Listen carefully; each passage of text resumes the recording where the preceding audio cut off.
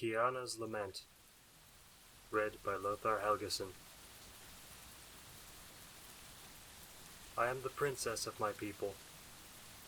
I am the daughter of the old Khan, whose beard is long and grey with years. I guide my people through the lands we travel. I guide them through hills and valleys and over rivers, as our horde passes to and fro across the lands.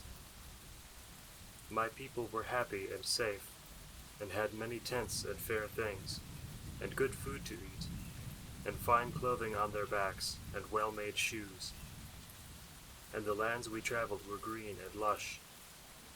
The people would go about their appointed work by day, and sit near the fires at night, and drink, and sing. But all of that is gone now, washed away with the rain, and buried under mud.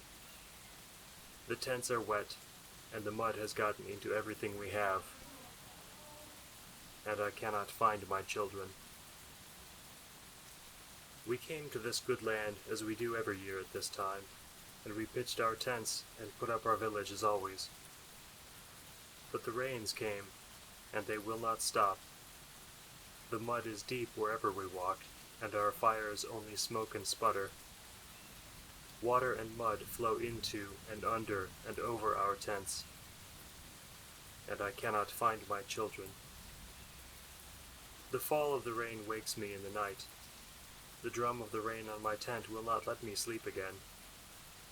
I lie in my blankets and feel the drip of water onto them. There is water and mud everywhere in my tent. The water and mud have crept into all of my things, and I cannot find my children. The spirits of my people have sunk into the mud. The old Khan mutters into his beard and swears this will be the ruin of his trade. The warlords and their warriors grumble and wipe the mud from their armor, and worry that the mud and wet in the armory has rusted their swords and ruined their arrows. The Magi see the rain and mud and worry about our tents and our wagons and our walls. The cooks and the keepers of fire say that all the fuel is wet, and that water and mud have gotten into the food. Even the goblins in our camp are tired of mud, and I cannot find my children.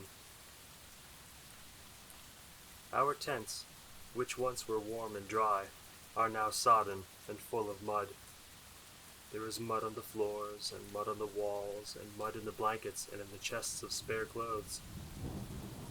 Water has gotten into everything, even the sealed jars and boxes of precious things. All is wet and soiled with mud, and I cannot find my children. My own person is befouled with mud. I have mud in my hair, and in my ears, and my eyes, and my nose and mouth. Mud covers me from head to foot. When I can bear it no longer, I leave my tent and stand in the rain, but the rain does not cleanse me. It only spreads the mud around, renewing and replacing it, as I stand in the rain and scream, and I cannot find my children. Darkness falls, not the dark of night, but the blinding haze of madness. My reason has been driven off by the constant rain and the all-pervading mud. I wipe the rain and mud from my eyes. The fog and darkness of insanity remain, and I cannot find my children. I am not alone in my madness. From time to time I see two small figures, sometimes dancing at the edge of sight, sometimes only following me. They stand and watch me, silent in the rain. It is as though some wicked spirit has fashioned the very mud into these two figures, which follow me and stare at me, and sometimes call me Mother.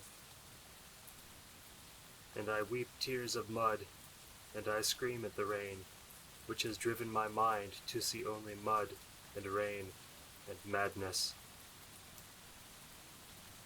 And I cannot find my children.